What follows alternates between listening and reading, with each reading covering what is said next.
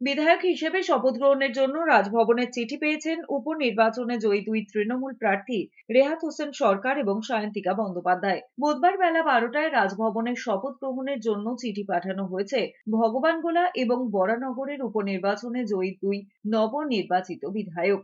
কিন্তু তাদের শপথ বাক্য পাঠ করাবেন কে তা নিয়ে কিছু উল্লেখ নেই চিঠিতে।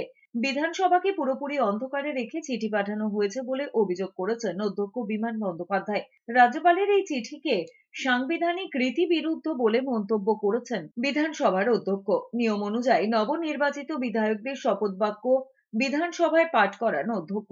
তবে বুধবার রাজভবনে শপথ বাক্য পাঠ করানো হলে সেখানে অধ্যক্ষ নয়, রাজ্যপালই শপথ বাক্য পাঠ করাতে পারেন বলে জানা যাচ্ছে।